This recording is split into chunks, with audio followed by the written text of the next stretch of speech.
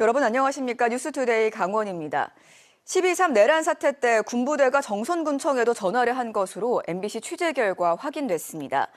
정선군은 지난 3일 밤 11시 30분쯤 지상작전사령부 예하 36사단 관계자가 정선군청 한라인으로 전화를 걸어와 다음 날 연락을 하면 군청 소속 연락관 한 명을 군부대로 보내달라는 취지로 말했지만 전화는 다시 걸려오지 않았고 군부대 관계자의 방문도 없었다고 밝혔습니다. 이에 대해 36사단 관계자는 연락관에 보내달라고 한 적이 없고 비상계엄 선포에 따라 지자체의 연락체계를 확인한 것에 불과하다고 해명했습니다. 공공기관 부지가 문중 묘역을 침범한다고 민원이 들어오자 정기적으로 직원들이 나가 묘역 벌초를 해온 곳이 있습니다.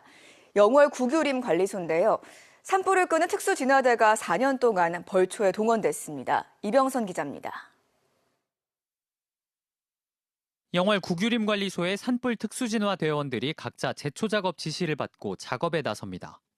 작업이 끝나면 카카오톡 대화방에 보고하는데 난데없이 문중묘에 풀 베는 작업을 완료했다는 보고입니다. 이들이 작업을 한 곳이 영월에 기반을 둔 문중의 묘역이었습니다. 아무래도 사입인데 조성료도 깎이는 것도 잘 안 깎이는데 남의 그 조성료까지 우리가 깎아야 되냐 이런 얘기들이 서로 많이 나와가지고 산불 특수진화 대원들은 지난 4년 동안 봄, 가을에 한 번씩 정기적으로 문중묘를 벌초했습니다. 구규림 관리소가 침범한 묘역뿐 아니라 영월읍과 남면 등 3곳에 있는 15기가량의 묘역에 12명의 특수진화대 중에 10명 이상씩 매번 동원됐습니다. 2020년에 문중에 항의가 있은 뒤 일어난 일입니다. 문제가 된 건 구규림 관리소의 이 옹벽입니다. 옹벽 일부가 문중 땅과 겹쳐 있기 때문입니다. 측량을 해보니 옹벽과 컨테이너 등 69제곱미터가량이 문중 땅을 침범했다며 옹벽을 무너뜨리라는 요구였습니다. 당시 구규림 관리소는 땅 사용료를 지불하려 했지만 면적이 작아 법에서 정한 사용료가 연 17,000원에 불과했고 문중에서 받기를 거부했습니다. 당장의 매입 역시 어렵게 되자 당시 소장은 문중 측에 계약서를 써줬습니다. 한시적으로 임대료를 대체하는 수목 간벌과 임도 제초 작업을 제공하겠다는 것이었습니다. 소장 개인의 명의로 했을 뿐 소장 직위는 찍히지 않았지만 계약은 4년 넘게 계속됐습니다. 올해는 진화대원들의 항의로 동원할 수 없게 되자 다른 계약직 직원이 나갔습니다. 통상적인 벌초 비용은 한 기당 10만 원에서 15만 원 선, 15기면 연간 300만 원에서 450만 원인데 한 해 사용료 17,000원이면 되는 걸 부당노동 문제까지 만든 셈입니다. 영월 구규림 관리소는 당시 소장이 초기 대응을 잘못했고 직원을 벌초에 동원하는 것도 옳지 않다고 판단하고 있다며 현재 협의를 통해 문중 땅 2,100제곱미터가량을 매입하는 방안을 추진 중이라고 밝혔습니다. 한편 문중 측은 기관과 협의 중인 사안을 언론이 취재해야 할 이유를 모르겠다며 답변을 거부했습니다. MBC 뉴스 이병선입니다. 강원도 교육청이 올해 고3 학생들의 수능 성적 자체 분석 결과를 발표했습니다. 교육부가 최근 공개한 작년 수능 성적도 전국 최하위권에서 벗어나지 못했는데요. 올해는 지난해보다 1등급 비율은 국영수 모두 소폭 올랐지만 수학을 제외한 국어와 영어는 2, 3등급 비율이 더 내려갔습니다. 이승현 기자입니다. 강원도교육청이 도내 88개 고등학교에서 제출받은 수능 성적을 전수조사했습니다. 신경호 교육감의 공약사항으로 2022년부터 올해 세 번째입니다.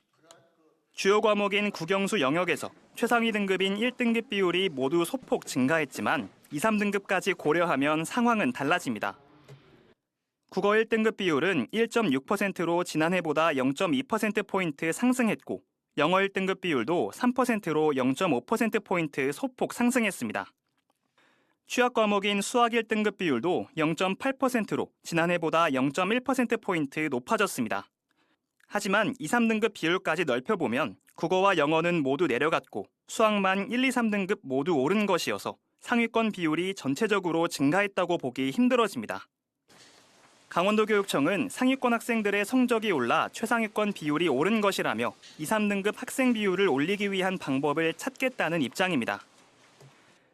1등급 최상위권 학생이 증가한 이유는 지난해 수능에 비해 만점 표준 점수가 낮아지는 등 전반적으로 수능이 쉬워진 데다 자기주도형 학습 지원 정책의 효과라고 평가했습니다. 최근에 의대 정원 증원과 관련하여서 우리가 수능 최저를 맞출 수 있는가 하는 것이 관건이었지만 현재 기회 균형 전형을 빼고는 100% 수능 최저를 맞춘 것으로 지금 파악되고 있습니다. 고3 학생들의 과목 선택 측면에서 보면 올해도 자연계열 진학에 필요한 미적분과 기하학을 선택한 강원 학생 비율이 상대적으로 낮았습니다. 도교육청은 교사 수급 문제로 인문계 교과 중심으로 교육과정이 편성됐기 때문이라고 설명했습니다.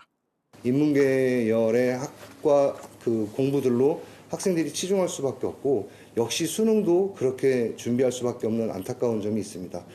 강원도교육청은 온라인 학교 활성화 등을 통해 학생들의 과목 선택권을 보장하는 한편 강원 지역 대부분 학생들이 수시로 대학에 진학하는 만큼 학생들의 최저 등급 충족을 위해 전략적으로 선택 과목을 구성할 수 있도록 지원하겠다고 밝혔습니다. MBC 뉴스 이승현입니다. 강원도는 2018 평창올림픽에 이어 올해 1월 청소년 겨울올림픽을 개최하며 아시아의 동계 스포츠 중심지로 자리매김하는 계기를 마련했는데요. 축구에서는 강원FC가 처음으로 준우승을 차지하며 많은 도민들에게 기쁨을 안겨줬습니다. 올해 강원도의 스포츠 분야 이슈를 이준호 기자가 정리했습니다. 2024 강원 청소년 겨울올림픽의 3대3 아이스하키 결승전. 경기장 후방으로 보낸 아이스하키 퍽을 다시 돌려받아 골문 구석에 슛을 쏩니다.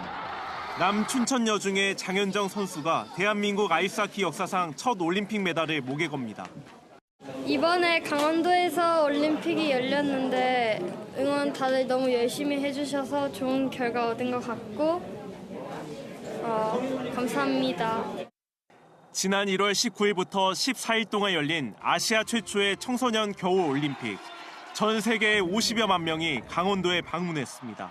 국제올림픽위원회는 이번 대회가 청소년 올림픽으로는 유례없는 인기를 끌었다고 밝혔습니다.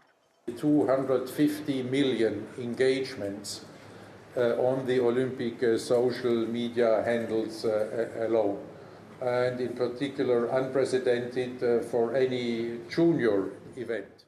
올 여름에 열린 파리올림픽에선 강릉의 딸 임시연 선수가 양궁 종목에서 3관왕에 올랐습니다. 뒤이어 열린 파리 패럴림픽에 출전한 강릉시청 장애인사격부 박진호 선수는 금메달 2개를 목에 걸었습니다. 또 강원도 체육회 소속의 정호원 선수도 패럴림픽 보치아 종목에서 우리나라의 10회 우승을 확정하는 금메달을 땄습니다.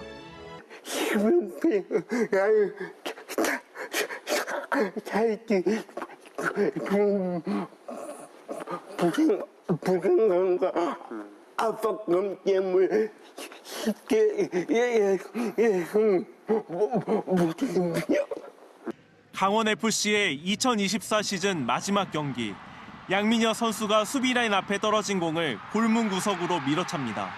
강원FC가 김천 상무를 밀어내고 구단 역사상 첫 준우승을 차지합니다. 제 인생에 있어서 절대 잊지 못할 해가 될 것 같고 모두에게 감사하다는 말씀 전하고 싶습니다. 지난 시즌까지 무딘 공격력으로 2부 리그 강등을 걱정하던 강원FC. 올해 가장 큰 변화는 팀에 새로 합류한 양민혁과 이상원 선수의 활약입니다. 두 선수는 올해 25골을 넣으며 팀 공격을 이끌었습니다. 저희는 늘 간절함에 배가 고픈 선수들이라 간절하게 더 싸울 수 있도록 하겠습니다. 네. 다음 시즌 강원FC는 아시아 축구연맹의 챔피언스 리그에도 첫 진출할 예정입니다. 최근 새 사령탑으로 선임된 정경호 감독과 선수단은 다음 달에 터키로 떠나 새 역사를 쓰기 위한 당금질에 나섭니다. MBC 뉴스 이준호입니다. 행정안전부가 17세 이상 국민이라면 스마트폰에 주민등록증을 담아 편리하게 사용할 수 있는 모바일 주민등록증을 홍천을 비롯한 전국 9곳에서 시범 발급합니다. 이후 시스템의 안전성을 검증하고 내년 1분기 안에 전국으로 발급 범위를 확대할 계획입니다. 홍천 등 전국 9곳의 시범 발급 지역 주민은 주민센터를 방문해서 IC 주민등록증을 발급받아 휴대전화에 인식하거나 QR 발급 방법으로 모바일 주민등록증을 신청할 수 있습니다. 속초시가 대한민국 문화도시 공모에서 법정 문화도시로 최종 지정됐습니다. 속초시는 내년부터 2017년까지 문화도시 조성사업비 198억 원을 확보해 지역 음식 문화의 매력을 국내외로 알려 문화 발전과 지역경제 활성화를 이어갈 계획입니다. 이와 함께 같은 문화 생활권을 공유하는 고성 양양과도 추진하는 광역 연계 사업도 더욱 탄력을 받을 것으로 기대됩니다. 속초시는 그동안 맛으로 엮어가는 도시의 멋, 음식문화도시 속초를 비전으로 실향민의 함경도 음식문화와 전라도, 충청도, 경상도 등의 지역 음식문화, 속초 관광수산시장을 중심으로 현대적 음식문화까지 어우러지는 도시 브랜드를 구축해왔습니다. 천연기념물인 원주 반계리 은행나무의 정확한 수령이 1317년으로 밝혀졌습니다. 원주시 역사박물관은 최근 많은 관광객이 방문하고 있는 반계리 은행나무의 정확한 수령을 알기 위해 국립산림과학원에 분석을 의뢰했고 라이다 스캔 조사를 통한 디지털 생장 정보를 활용해 나무의 수령이 1317년으로 측정됐다고 밝혔습니다. 반계리 은행나무는 높이 32m, 둘레 16.27m로 1964년 천연기념물 지정 당시 수령이 800년가량일 것으로 추정해 왔습니다.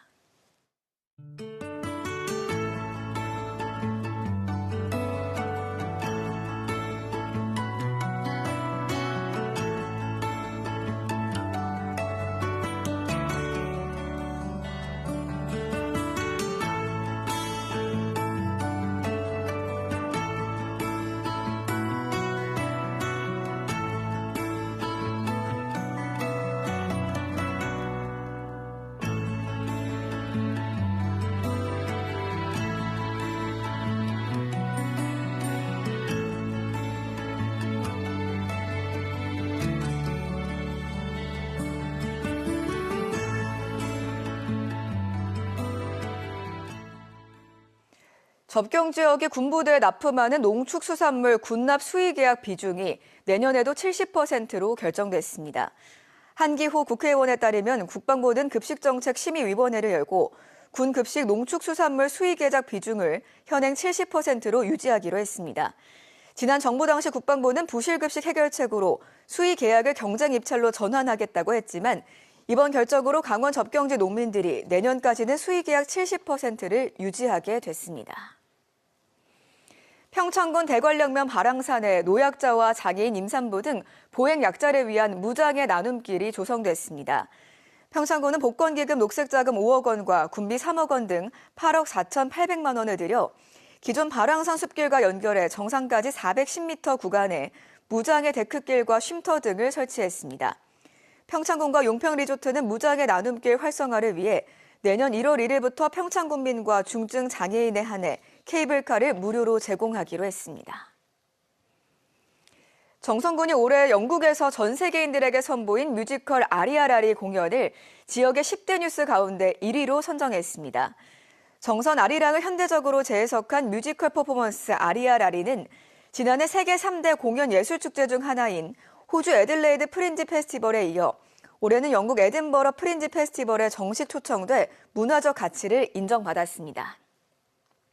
강원 뉴스 마칩니다. 고맙습니다.